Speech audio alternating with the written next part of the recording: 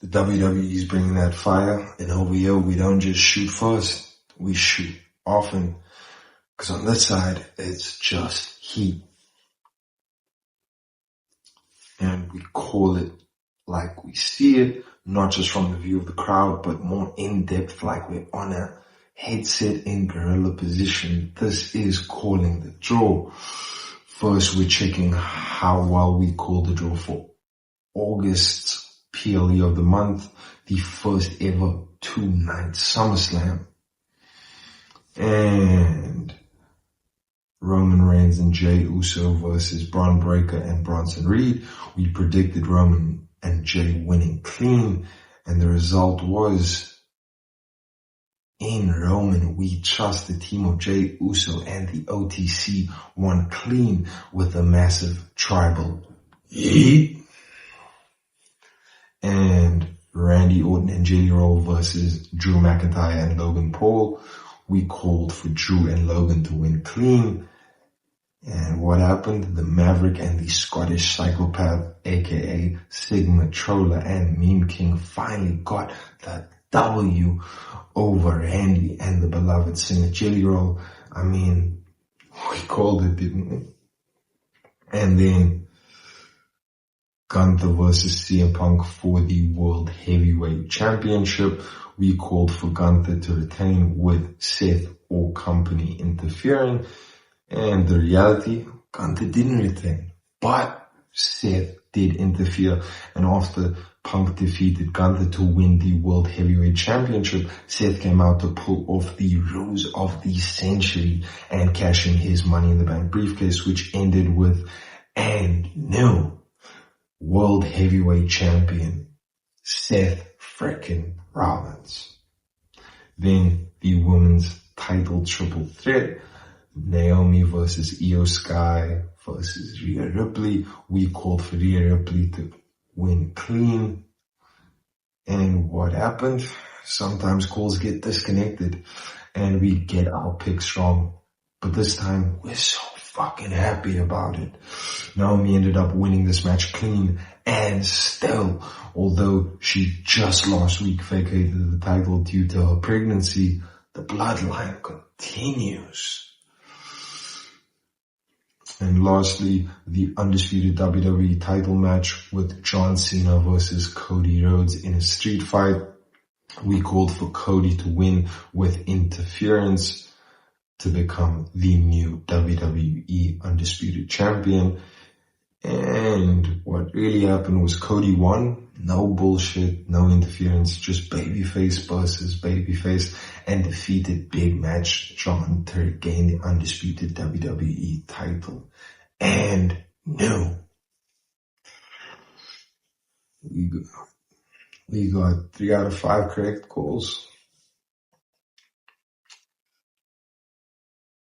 And in August, our calls got picked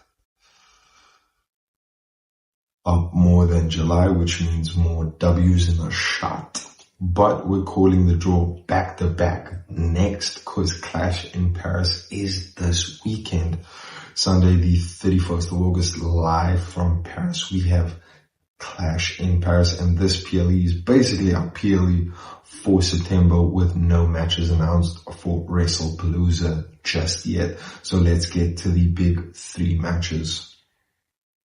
First up, John Cena versus Logan Paul, and our call would be an easy win for John, but there's just a feeling that Paul's taking the W with interference. And why? Let's not forget that there's a beast waiting around that wants to take Cena out. And it would just make sense for Brock to screw Cena in this match to better establish the feud ahead of their rumored match at WrestlePalooza. Plus, sets up Paul for bigger matches moving forward, which makes sense considering how they've been pushing him higher on the card recently. Next, it's the World Heavyweight title fatal 4-way match between Seth Rollins, CM Punk, Jey Uso, and LA Knight. And our pick is Seth frickin' Rollins to retain with interference, and reason? Look, let's be fucking real. Who in the blue hell sees Jay beating Seth for the title? LA Knight getting a main title at all? Or CM Punk losing it just to win it back? Like, no. It's far too soon. You don't set up the rules of the century just to let the title go in the first defense. It's not, what's the word? Oh yeah. That's not the vision. And last up, Roman Reigns versus Big Bronson Reed. And I'll call the OTC to win against all odds, because when it comes to single matches, the Tribal Chief doesn't lose, ever. Except that one time to Cody, but you get the point. And why? Bronson doesn't need to win. He already got the heat in pops for being the tribal thief and disrespecting Roman Reigns by stealing his sneakers twice. Roman needs his get back. And when you consider that this is his second only singles match of the year and his first was for the Netflix debut, WWE would be stupid to waste the second match on an L just to put over Big Bronson. In Roman we trust, because we're the ones. Now, everyone talks about who's on your Mount Rushmore of wrestling, or who's your top 5 in the WWE, but really, who's the GOAT?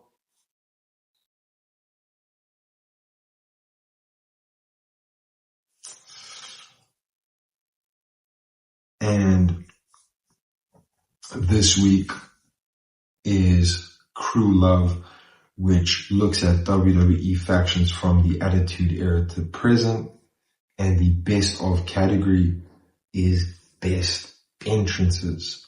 And our go pick of faction entrances from the 90s to now, the Bloodline. Look, there was a few DX entrances from the 90s, you know, maybe 1 or 2 Evolution entrances, and of course the OG Shield entrance was fire, but it doesn't compare to peak Bloodline entrance.